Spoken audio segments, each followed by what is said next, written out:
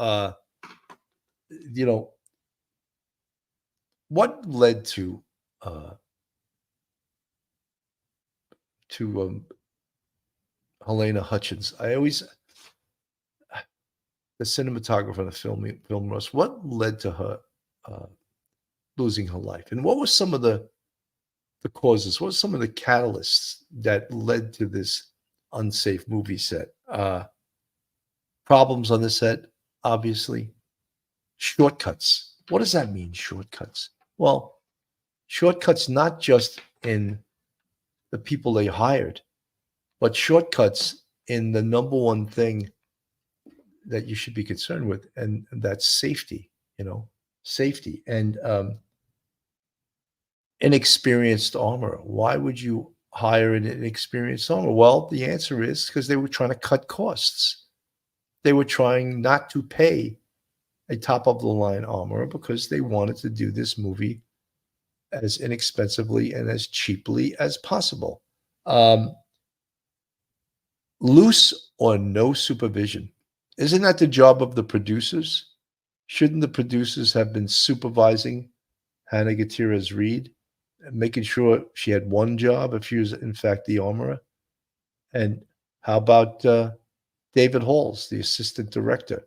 So just a very loose set. Now we're also hearing about drug use and alcohol use on the set. Not good, right? So clearly, then the producers didn't do their job. And we mentioned earlier that Alec Baldwin was one of the producers. So when he is questioned as to what was his role as a producer, he sort of raises his hands. Oh no, I wasn't supposed to do this. I didn't have to do that. He sort of doesn't take much responsibility, which seems to be his MO in his life. He doesn't take responsibility for his actions. So that in itself is sort of sad, especially when you're a producer. And he went on numerous TV shows and talking about how innocent he was of doing anything. I mean, we remember some of these scenes we saw, and I just pulled one up. I'm going to play it for you, and about how he never pulled the trigger, and that's he's still saying that today. Loved by everyone who worked with, and liked by everyone who worked with, and admired.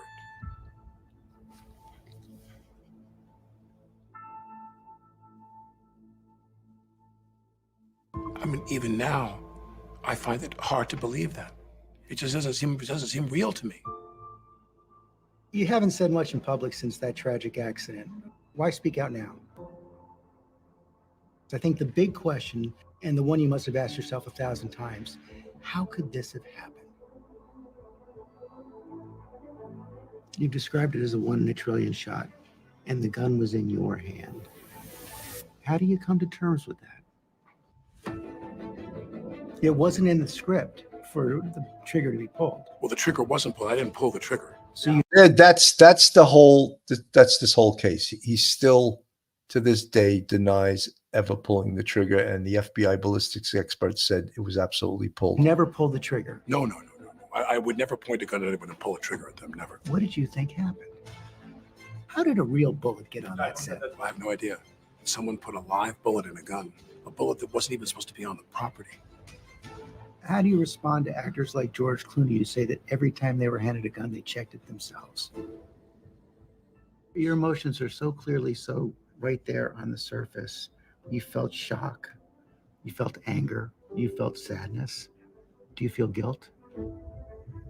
You said you're not a victim, but is this... He responded to that. He felt no guilt whatsoever. That's, it's the worst thing that's ever happened to you? Yes.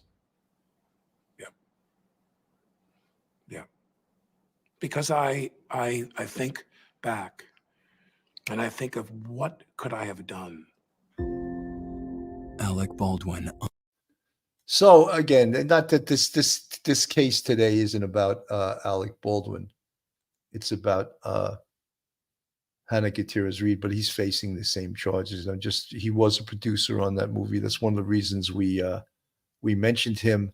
Again, he's taken no responsibility for his actions, and it's sort of incredible to watch. Yeah, Lula Morocco.